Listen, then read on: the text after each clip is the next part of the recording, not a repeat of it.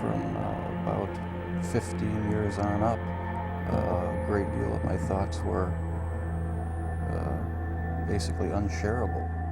We are all evil in some form or another. Are we not? Yes, I am not 100%, but I am evil. My mother was a sick, angry, hungry, and very sad woman. I hated her, but I wanted to love my mother.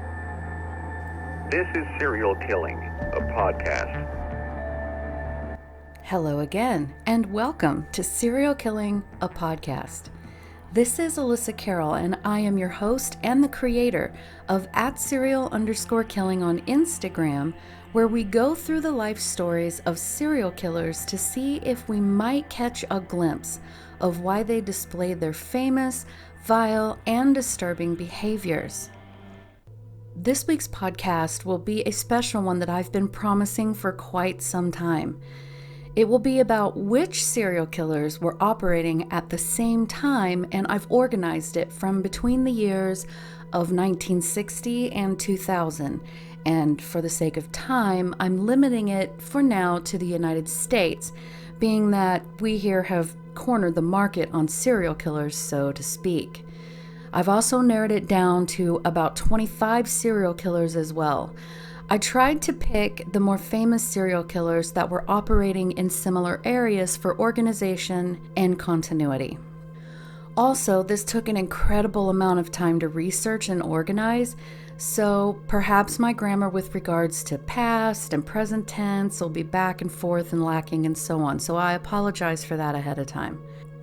In the future, I promise I'll do one for serial killers outside of the US to be fair. So let's begin with the basics. What is a technical serial killer? They are typically a person who murders at least 3 people or more over a span of time, not in quick succession. They are also labeled a serial killer when the murder they commit is usually due to an abnormal psychological gratification. The term, quote, serial homicide was first used in 1974 by FBI Special Agent Robert Ressler while giving a lecture at the Police Staff Academy in Bramshill, Hampshire, England. However, the concept was sort of conceived by a German criminologist named Ernst Gennat, who described serial killer Peter Kürten as a serial murderer in 1930. And yes, I have a podcast on Peter Kürten. There are a couple of different schools of thought, but the most common one that I also personally subscribe to is that there are 4 different classifications for serial killers. There's mission-oriented, visionary, power and control, and hedonistic. I'm going to list some of the more famous ones as examples, but again, different sources put them under different labels, so this is just the general consensus of which these particular individuals fall under.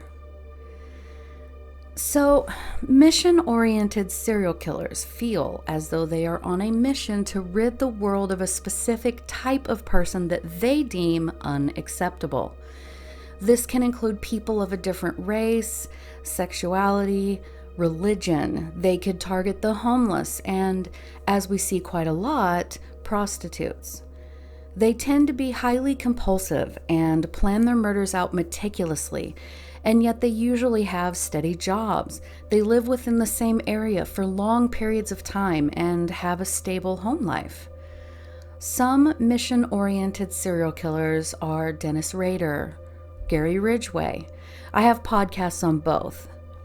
So to kind of explain it a little more, Gary took more issue with his victims being prostitutes than the act of the intercourse itself. So then we have visionary serial killers, and those are people that basically have psychotic breaks from society. They often believe they are another person, or perhaps compelled by some entity to kill, like God or the devil, which is referred to as God-mandated and demon-mandated. They tend to be a lot less organized than other serial killers, picking their victims at random based on logic that doesn't make sense, and are generally much easier to find and apprehend. Examples of visionary serial killers are, of course, David Berkowitz and Herbert Mullen, both of whom I have podcasts on. Power and control serial killers are the ones who experience great sexual pleasure from the control that they have over their victims. They literally get off on the whole process of the murder, the stalking, the capture, the terror on the victim's face, the torture during the act. Most of these serial killers are patient and they take their time to prolong the sadistic fantasy. Simply, it's the literal, complete control over when and how they get their victims, as well as the treatment, the death, and the sexual release in that moment. And this type of serial killer is known to revisit the dead bodies after they initially completed the murder, and sometimes for quite a while. Some examples of power and control serial killers are Edmund Kemper and Ted Bundy, and again, I have podcasts on both of those men. And then finally, we have the hedonistic serial killers, and these include women who are labeled black widows or family annihilators. They often get an adrenaline rush, a thrill from killing. They kill for personal gain, such as money and so on. They kill people who annoy them, and they often find it amusing to think that they are outsmarting the authorities. They often have an ideal type of victim who fit their specific criteria. Sadism is common in this type of serial killer. Some examples are H.H. Holmes and Eileen Wuornos, and again, I have podcasts for both. Now, you will see definite arguing within the experts in this type of criminal research about the categories and who fits where, but you get the idea. So, let's begin. In the early 1960s, we see the Zodiac take his first victims in the Los Angeles, California area. We also have 15-year-old Edmund Kemper murdering his grandparents in North Fork, California, on the edge of the Sierra National Forest, somewhat near Fresno. In 1967, Rodney Alcala enters the scene, raping and nearly killing an 8-year-old little girl in Los Angeles. In 1968, we see the Zodiac move up to the San Francisco area and begin to kill. In 1969, not only is the Zodiac continuing to kill, but now he has called the police from a payphone to confess his crimes. And we also see him begin to mail these cryptic letters into various newspapers, including ciphers to decode. Also in 1969, on his 21st birthday, Edmund Kemper was released from the Atascadero State Hospital into the hands of his mother in Santa Cruz, which is south of San Francisco, unfortunately. He stated in interviews that it took no longer than 3 months for him to start having the dark and disturbing fantasies again. In 1970, the Zodiac famously gets a pregnant and young mother to pull over her car, stating her wheel was about to fall off, only he loosened the lug nuts, so when the wheel completely fell off, he gave her a, quote, lift just to start threatening her. She, of course, grabbed her baby and jumped from his vehicle. After this, the Zodiac faded from the spotlight, only continuing to send letters to the media, which stopped in 1974. Then we didn't see the Zodiac after that. In 1972, Edmund Kemper begins to kill college co-eds around Santa Cruz, dismembering them, humiliating their corpses, and then dumping their remains in a wooded area. Also in 1972, that same year, Herbert Mullen begins murdering people in the same area as Edmund Kemper, around Santa Cruz.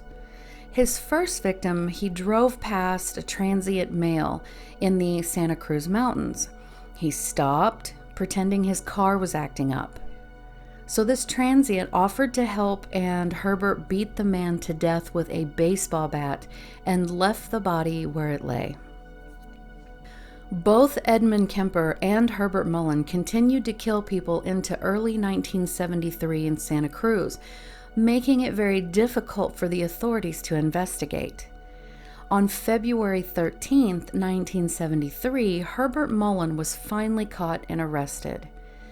Then on April 21, 1973, Edmund Kemper bludgeoned his mother to death. He decapitated her and he humiliated her corpse. He then invited one of her friends over and murdered her as well. He at first fled California, but then once he hit Colorado, he stopped. He called the police in Santa Cruz from a payphone and then awaited his arrest. Now here's an interesting story about Herbert and Edmund. I love this story, so I have to share it. They were in prison at the same time. They were in jail at the same time and in prison together. But while in jail, their cells were right next to one another. Both were interviewed by a Stanford psychiatrist on the same day. Now, keep in mind, Edmund is 6'9" tall. Herbert was just 5'9" tall. The interviewer said Mullen was, as you would expect, he was a slight man, lost in his delusions about how his parents' evil influence over him and homosexuality and the Bible and earthquakes. But with Edmund, he said it didn't go as smoothly, and we all kind of know Edmund as a calm guy, quite the talker, a very good interviewee. But he said that Kemper told him, quote, "If I went apeshit in here, you'd be in a whole lot of trouble, wouldn't you?" He said Kemper then stood up so that the man could get the full idea, the full view of just how big Ed was. And then he went on to say, quote, "I could screw your head off and place it on the table to greet the guard," unquote. So apparently, Edmund accused Mullen that he had been stealing his dump sites. But regardless, in an interview, Ed called him Little Herbie. Got great pleasure from calling him that. Ed stated that other prisoners would catcall Herbert on his way back and forth from the showers, which upset Herbert very much, as it would. Ed noted that Herbert was a, quote, "little wimpy guy who hates big guys," unquote. So Ed draws on his years of therapy at Atascadero State Hospital and begins being kind to him, and he found out Herbert loved peanuts. So Ed bought like all these bags of peanuts, not being a fan of peanuts himself.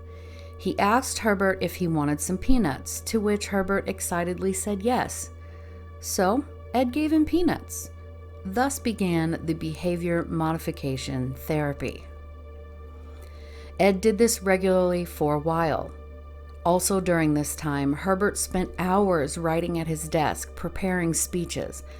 Other inmates would want to watch television, and Herbert would then loudly recite his speeches about how horrible TV was for you and so on, or singing loudly, interrupting the other inmates. Ed began his experiment. He rewarded Herbert when he was good, as in giving him peanuts, and he punished him when he was bad, such as throwing a cup of water on him. I'll add a link to Ed's interview where he actually speaks about this method. He gives you the whole story. It's really entertaining, actually. I highly recommend watching it. I'll put the link down in the podcast notes. But anyway, back into it.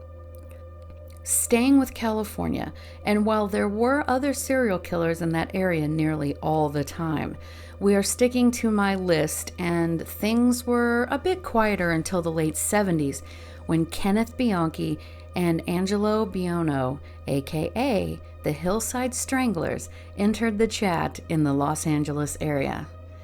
They began abducting young women, raping them, strangling them, and dumping their bodies on the hillsides in LA in 1977. Also during the late 70s, Rodney Alcala returned to the LA area after being in New York, which we will get into, and began murdering young women by strangling them or bludgeoning them. His first victim after his return to LA, he strangled her with her own pants. He smashed her face in with a rock and threw her down a ravine in the Hollywood Hills. So throughout 1977, the Hillside Stranglers and Rodney Alcala were operating in the same area at the same time.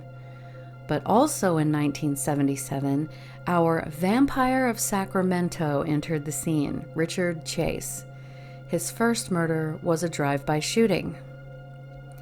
In 1978, Rodney Alcala was questioned with regards to a Hillside Strangler case and was dismissed as a possible suspect. Around the same time, Richard Chase murders a pregnant woman. He then raped and mutilated her corpse and continued on killing, cannibalizing some of his victims. Thankfully, Richard was finally caught on January 27, 1978. But we weren't so lucky with the Hillside Stranglers, and also this year, Rodney Alcala appeared on the dating game show. He won, but the woman just had a bad feeling about him and declined any further contact. In early 1979, Kenneth Bianchi, one of the Hillside Stranglers, knowing the heat was on him and his partner in crime, escaped to the very northern part of Washington, pretty near the Canadian line, and then attacked 2 women, killing them. Thankfully, he was arrested the next day. However, Rodney Alcala was still free and murdering innocent girls, mostly teens, and even one 12-year-old girl on her way to her ballet class. 4 days after that, Lawrence Bittaker and Roy Norris, aka the Toolbox Killers, killed their first victim in the Los Angeles area. So now the Toolbox Killers and Rodney Alcala are working at the same time. Finally, on July 24th, 1979, Rodney Alcala is arrested under suspicion of murder, and he was no longer free. The Toolbox Killers kept on killing, though, once taking 2 young teen girls at the same time. They raped and tortured the 2 girls for 2 days, then killed them by strangling them with coat hangers, twisted ever tighter with pliers. By November of that year, both men were finally arrested. Our next California serial killer on my list is Richard Ramirez, committing his first murder on June 27, 1984. He broke into an elderly woman's home and stabbed her to death in Los Angeles. He laid low for about a year, then began breaking into homes to burglarize them, while also murdering the occupants by either stabbing them or shooting them and killing them. As Richard was killing in 1985, so began the serial killings of Lonnie Franklin in the Los Angeles area. In August of that year, Lonnie picked up a young woman and shot her in the chest, killing her. Less than a month after that, Richard Ramirez was arrested. Lonnie Franklin, too, was quiet for about a year, but in August of 1986, he began killing women again by shooting them in the chest and then stuffing their bodies under mattresses with trash to be discovered. This continued into 1987 and 1988. One victim in 88, he shot a woman through the heart. He dumped her under a mattress in an alley and put a napkin over her face that read, quote, AIDS. And then he went dark for a few years, though we don't really know why. Now in 1992, serial killer Keith Jesperson, who was a truck driver, raped and strangled a woman in Blythe, California, which is near the border of Arizona, kind of in the southeast corner of California. He later wrote to a newspaper in Oregon about it and signed it with a smiley face, something he'd be later known for. He killed another woman in California the next year. And that's what I have for California. And you know as well as I that that was, by no stretch of the imagination, even a dime in the bucket of serial killers who worked in California. But we do see that a few were indeed working at the same time in the same areas.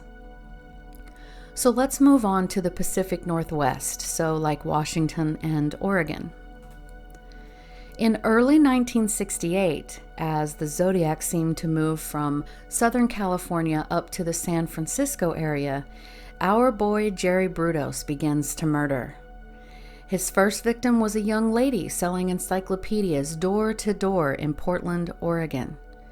He brought her inside and into his garage, where he hit her with a 2x4, then strangled her to death. He then dressed her dead body with several different undergarments from his personal collection, as he loved women's underwear and shoes, and he took some photos of her. He then cut off her left foot, he put a high heel on it, and then he kept it in a freezer in his garage that his family had no access to, of course, and then he dumped the rest of the body over a bridge.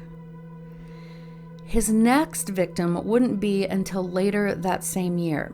He strangled her, then raped her dead body. He then took her body home and kept it hanging in his garage from a pulley system, where he dressed her in various undergarments as well as having intercourse with her remains. He then made a resin mold of one of her breasts and then tossed her body, along with the foot that he had had in his freezer, in a nearby river. He continued murdering young women throughout 1969, but one girl out of the few did manage to escape him during his attempted kidnapping.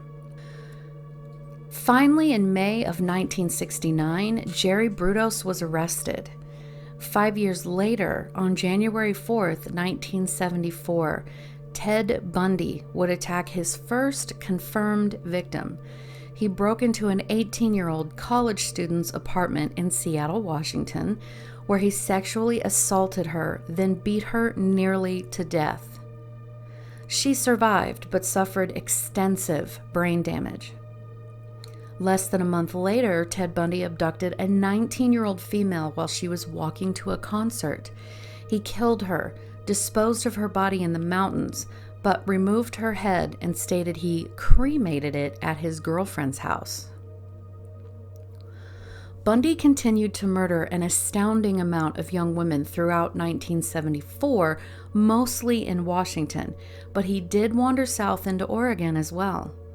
He left most of his victims' bodies in the mountains, where he could revisit them and have sex with their bodies over and over until he could no longer tolerate the decaying and disintegrating remains. In later 1974, Ted Bundy would move to Salt Lake City, Utah to go to law school, but he also killed at least 4 women while there. He then migrated over to Colorado, and in January of '75, he abducted a 23-year-old female from his own hotel hallway he was staying at in Snowmass, Colorado, northwest of Aspen. He killed her and left her remains on a dirt road near the hotel. Bundy went on to kill 2 women in Colorado. Bundy went on to kill 2 more women in Colorado, then traveled to Idaho, where he abducted and killed a 12-year-old little girl. All of this by the end of May 1975. In June, he kidnapped a 15-year-old female who had been attending a youth conference at Brigham Young University in Utah. He buried her body near Provo. Not even a month later, we see Robert Lee Yates begin his life as a serial killer. On July 13, 1975, Robert Lee Yates shot and killed a male and female college student who were picnicking by a creek near Walla Walla, Washington. Now, due to legal troubles and, having to escape jails and whatnot, Ted Bundy's career of death had been, let's say, interrupted for a few years, but he made his comeback in January 1978 when he broke into, attacked, and murdered several young female college students in Tallahassee, Florida. But we'll come back to Florida in a bit. Who we do see take over the Pacific Northwest in Bundy's absence is the Green River Killer, aka Gary Ridgway.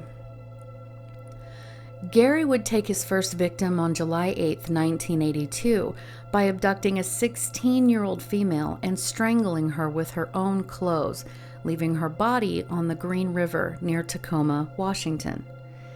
And with that murder, Gary begins murdering young women, mostly prostitutes, at an incredible rate, often more than one a month and sometimes three, throughout 1982, 83, once picking up a 19-year-old prostitute with his very young son also in the car. He drove her to a secluded area. He told his son to stay in the car. He took the female in a wooded area where they had sex. He then strangled her. He returned later and continued to have sex with her body many times. Her remains were found over 2 months later. Gary Ridgway continued to murder women, picking them up in Tacoma or Seattle and dumping them either near the Green River or sometimes around the SeaTac airport, a few other places throughout 1984. We see a quiet year in 85 as far as we know, but he picked back up in 1986. Then Gary Ridgway was eventually arrested in 2001, pleading guilty to murdering 48 women. In January 1995, Keith Jesperson picked up a girl in Spokane, Washington. She nagged at him to hurry up and get to Indiana so she could be with her boyfriend.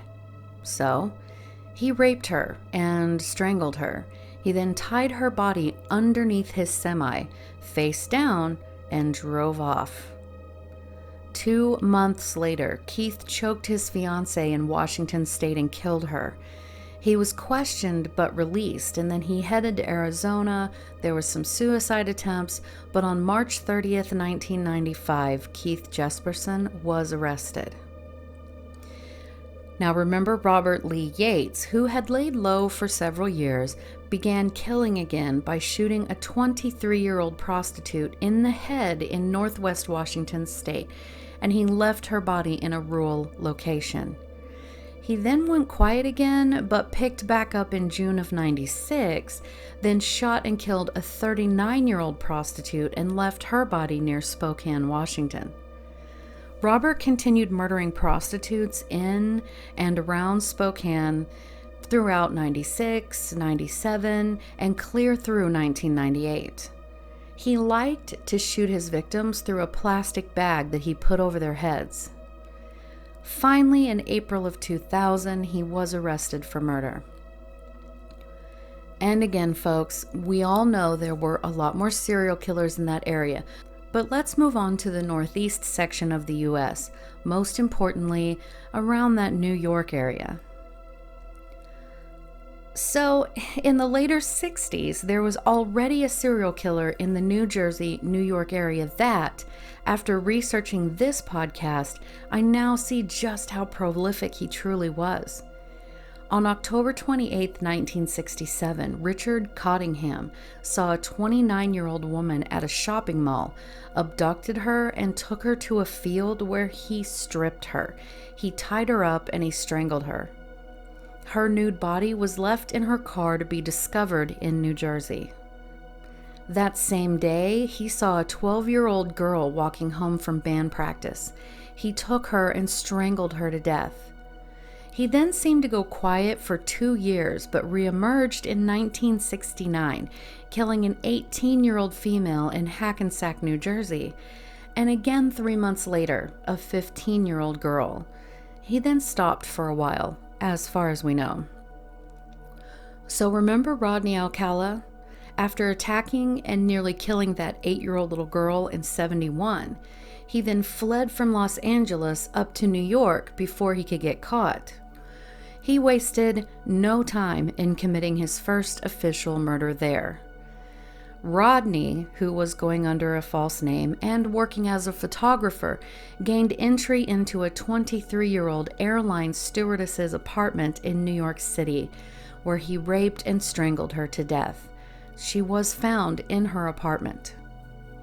The next year, in April of 72, Arthur Shawcross talked a 10-year-old boy into going fishing with him.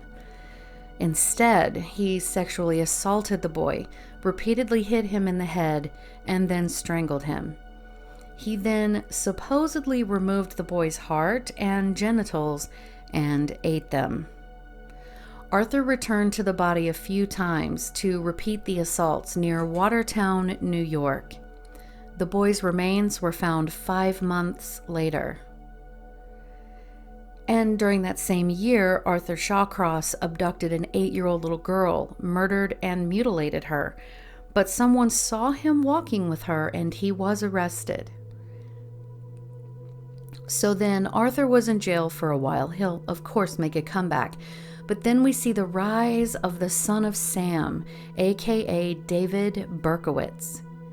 During the summer of '76, David Berkowitz began pointing his gun into cars with people or couples parked and hanging out inside and shooting them. His first victims were 2 women sitting in a car. He shot them both. Only one survived. David continued to shoot people through the summer, fall, winter, and into the new year of '77. Then in May of '77, David sent a letter to the New York Daily News mocking the authorities. The next month, David approached another couple and shot both of them, but both survived. 11 days later, Rodney Alcala murdered a 23-year-old young woman whose parents owned a famous nightclub and was Dean Martin and Sammy Davis Jr.'s goddaughter. Her remains were found buried on the Rockefeller estate in New York. But then after this, he returned to the Los Angeles area. Finally, in August of '77, David Berkowitz was arrested in Yonkers. Then we see Richard Cottingham reemerge 4 months later. He abducted, raped, tortured, beat, and fatally strangled a 26-year-old woman in New Jersey. A little over a year later, he assaulted 2 women in the Travel Lodge Motor Inn near Times Square. He raped, tortured, fatally strangled, decapitated, removed their hands, and then set them on fire. After this, Richard's murders accelerated rather quickly. From early 1980 throughout that entire year, he killed multiple women. In May of 1980, Richard Cottingham hired the services of a 22-year-old prostitute. In the hotel room, he began to torture, sodomize, beat. He bit her breasts and slashed at her skin with a knife. Other people staying at the hotel heard her screams, called the police, and he was thankfully arrested while still at the scene. Now, Arthur Shawcross, who had been arrested, came back into the fold because he was paroled from prison for the murder of the 2 children. Remember, he had served 14.5 years. He and his girlfriend moved to Rochester, New York. It was April of 1987, and it did not take him a year to reoffend. Arthur propositioned a 27-year-old prostitute. For whatever reason, she bit his genitalia. In March of '88, he strangled her into unconsciousness. He then bit her genital area. Once she regained consciousness, she began calling him names. He strangled her until she died, and he dumped her into the Genesee River. Her body was discovered 9 days later. Exactly a year later, a new serial killer, Joel Rifkin, brought a 25-year-old prostitute back to his mother's house. He slept with her, then bludgeoned her in the head and strangled her to death. He then removed her teeth and fingerprints. He dismembered her and threw the remains away all around the New York City area. Arthur Shawcross was also killing sometimes 2 women a month by this point. Joel Rifkin began 1990 with murdering a 29-year-old prostitute by bludgeoning her in the head with a table leg. He then dismembered her and placed her in cement, then dumped the remains in the Hudson River. He stayed quiet for a year, then murdered a further at least 3 more women in 1991, and then another 7 in 1992. and 3 more in '93 before he was pulled over for not having proper plates on his truck, and the body of his last victim was found inside. He was arrested then and there. And that was the Northeast. It of course goes without saying that that is clearly not an all-inclusive list, but it gives you an idea. And now to move on to Florida. Oh, how we love Florida. So, with Ted Bundy on the run from the Northwest region, having escaped prison, he arrived in Tallahassee, Florida, where, on January 15, 1978, he broke into a sorority house in Tallahassee and murdered 2 female students, then attempted to murder 2 others who survived. He then went 8 blocks away and bludgeoned a 21-year-old student, but she too survived.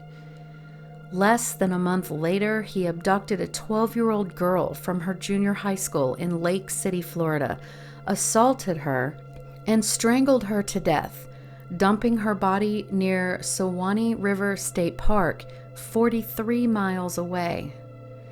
On February 12, 1978, Ted Bundy was arrested in Florida at the Alabama state line. It would be 11 years later, in Florida, that Eileen Wuornos shot and killed a 51-year-old male after picking her up for prostitution. In 1990, Eileen would go on to murder another 5 men in a very similar fashion. And she wasn't the only serial killer in Florida that year. Starting in August of 1990, Danny Rolling began breaking into young college women's apartments where he would rape, murder, and mutilate their bodies. He would sometimes decapitate them and pose them, even facing mirrors. One day, he broke into an apartment and waited for a young woman to get back home. He grabbed her from behind, he taped her mouth shut, bound her, cut her clothes off, and raped her. He then rolled her over and stabbed her in the back repeatedly. He then decapitated her and posed her while placing her head on a shelf. In September of 1990, Danny was arrested. In November of 1990, Eileen was also arrested, and that's Florida, for now. Moving on to the Midwest, while the Zodiac, Ted Bundy, Arthur Shawcross, and others were operating, John Wayne Gacy began killing. On January 2nd, 1972, John Wayne Gacy picked up a 16-year-old male from the Greyhound bus stop in Chicago, Illinois, saying that, he could crash at his house for the night and he'd bring him back in the morning. The next day, claiming he thought the youth was coming at him with a knife, he attacked the teen. They fought, and Gacy stabbed him multiple times in the chest. He then buried the body under his house. This was his first, at least confirmed, victim. 2 years later, Gacy murdered another victim that he could not identify, other than he strangled him, then stuffed him inside his closet. But while being stored in there, fluids leaked out of the body. After this, Gacy began stuffing rags or other things in the throat of his victims to prevent this. Nearly on that exact same day, we see Dennis Rader enter the serial killing scene. On January 15, 1974, in Wichita, Kansas, he broke into the Otero family home while some members were still home for the morning. He killed the father, the mother, and strangled 2 young children. 3 months later, Dennis Rader broke into the home of a 21-year-old female and stabbed her to death. 6 months after that, a Wichita newspaper received a letter stating they were the one who killed the Otero family. In 1975, John Wayne Gacy takes another life, burning the body under his house in Chicago. But then in '76, that's when his frenzy begins. He killed a further, at the barest minimum, 10 more young men, burying them beneath his house. In 1977, both Gacy and Rader each killed 2 more people. Only curiously, on December 30th, 1977, Gacy abducted a 19-year-old college student from a bus stop at gunpoint. He took him back to his house where he, like all his victims, raped and tortured the teen. He then repeatedly dunked the teen's head into a bathtub of water, but then curiously let him go. He was questioned by the police regarding the victim he had let go, and Gacy admitted to having, quote, slave sex with the teen, but that everything had been consensual. No charges were filed. The next year, Dennis Rader sent a poem referring to one of his murders at a local Wichita newspaper, and this becomes something that the BTK killer would be known to do. The next month, Dennis sent a letter to a local TV station claiming responsibility for more victims. The police finally announced that there is a serial killer on the loose. Gacy was also very active in '78. He lured a 26-year-old male into his car and immediately chloroformed him. He took him home, he tied him up in some device hanging from the ceiling, then raped and tortured the man with various objects while continuing to chloroform him. Gacy then dumped him in Lincoln Park in Chicago. The victim suffered permanent liver damage. He reported Gacy, and there was no investigation at first, but finally they issued an arrest warrant. Panicking, but not able to stop himself, while he was awaiting his trial, he continued to kill, only now he was throwing the bodies into the Des Plaines River. Nearly on the same day as Gacy was disposing of a body into the river, Jeffrey Dahmer killed his first victim. June 18, 1978, in Bath, Ohio, Jeffrey Dahmer killed him by hitting him in the head with a barbell, then strangling him. He dismembered the body, stripping the flesh from bone, then smashed the bones and threw them out into the forest. On December 11, 1978, Gacy offered a job to a 15-year-old male in a pharmacy. The teen left with Gacy, who took him to his house. He handcuffed him, raped him, then put a tourniquet around the boy's neck and left him to die on his bedroom floor while he took a phone call. 9 days later, and knowing he was under intense surveillance, Gacy admitted to murdering boys and men to his attorney, stating they were, just male prostitutes and hustlers and liars, and he buried them under his house because they were his property. December 22, 1978, Gacy was arrested for murder. Now, 5 months after Gacy was arrested, Dennis Rader broke into the home of a 63-year-old female and waited for her to return, but then decided to leave. He later sent her a letter to let her know that he had been there. And then he dropped out for 7 years before striking again in 1986.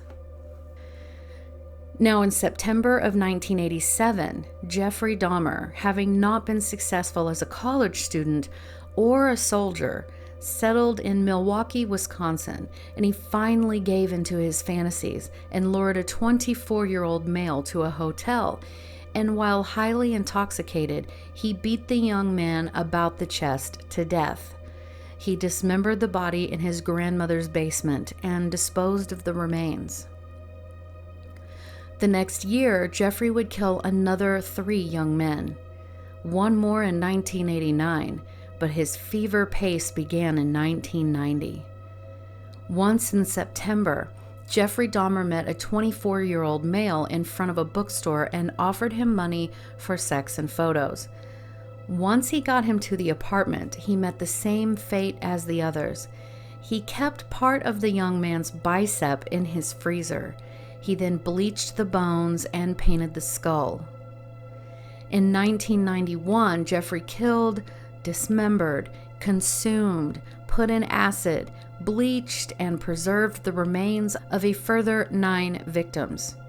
And then on July 22, 1991, Jeffrey was arrested. And finally, we move up to Alaska. I can't leave out Alaska. On July 5th, 1975, Robert Hansen abducted a 22-year-old female from Seward, Alaska, and he murdered her. He didn't kill again that we know of until 1980, where he killed at least another 4 women. He killed another 2 women in 1981, and then in January of 1982, Robert Hansen bought his Alaskan bush plane and thus began his MO of picking up women, flying them into the Alaskan wilderness, forcing them to strip and run from him as he hunted them like big game, shooting and killing them. Finally, in June of 1983, Robert Hansen kidnapped a young woman. He took her to his house where he tortured, raped, he kept sexually assaulting her. He then took her to his plane, but she escaped before he could take off. She flagged down a truck driver and contacted the authorities. That October, he was arrested. In less than 20 years, another very famous Alaska resident would pick up the reins as a human hunter and began his career as a serial killer. We know him as Israel Keyes. So, guys, as we see, there would be no way for me to cover every single serial killer that we are aware of in this podcast. We can see that there were several that were in operation at the same time, and some very much in the same areas. And it was very interesting to see who was working at the same time, regardless of what area of the country. It really puts things into perspective, or it did for me. At some point, we will move this along to see if we can see some theories on either why there was such a dramatic rise in serial killers during these times, or if there have always been the same basic percentage of serial killers based on population. But tell me what you think. Leave me a comment on Instagram at serial_killing, or a comment on the YouTube channel under the same name as this podcast. Consider becoming a sponsor and helping me to be able to bring more podcasts more often. Be safe, and thanks for listening.